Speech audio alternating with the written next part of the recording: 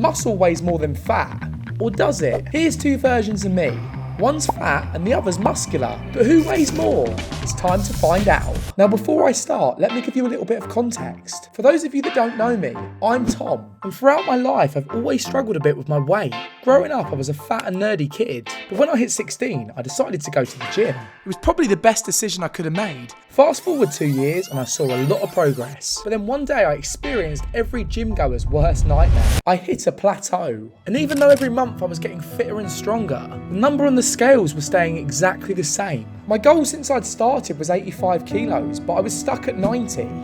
I ramped up my training, but as the months went by, I started to wonder why all the hard work I was doing was leading to no improvement. Muscle weighs more than fat, so was it because I was gaining muscle? Surely if I was building muscle, it was replacing the fat I'd lost, and that's why my weight was staying the same. But for another 2 years of training, I had very few changes to my physique, and I started to give up on my goal.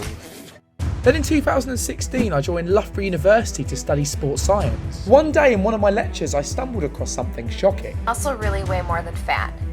That is a myth.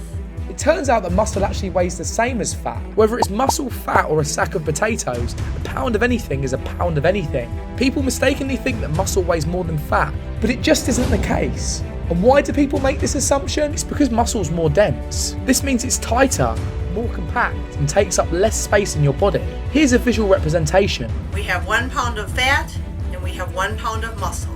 Notice how the muscle's smaller, but more packed into a tighter space. Just think about it. A ton of feathers and a ton of bricks weigh the same. And it's the same for a pound of muscle and a pound of fat. This is why two people can weigh exactly the same, but look completely different. The false belief that muscle weighs more than fat stopped me realising the real reason I wasn't losing weight. For the first 1 to 2 years of training, sure, some people do experience beginner gains and put on a lot of muscle. But after this period, there's generally a plateau. It's like when you learn a new skill, you peak. The reason I wasn't losing weight wasn't because I was building muscle. This is just an excuse I was buying into. The real reason was because I wasn't changing anything. I kept my calorie intake the same, and this meant that the amount of body fat that I had stayed the same. Once I realised that it was this that was holding me back, I cut my calories down.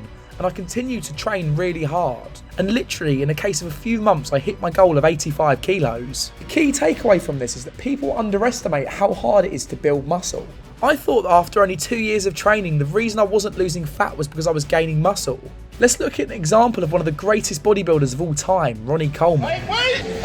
He's classed as a genetic elite and was taking performance-enhancing drugs. And he said that in his prime, he was gaining 10 pounds of muscle per year.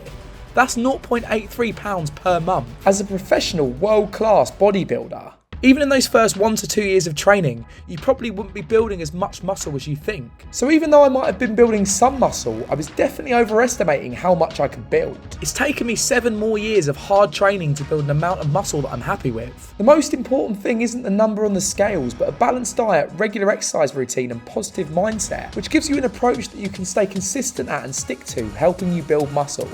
If you'd be interested in a tailored training program designed towards your goals, then please contact me today.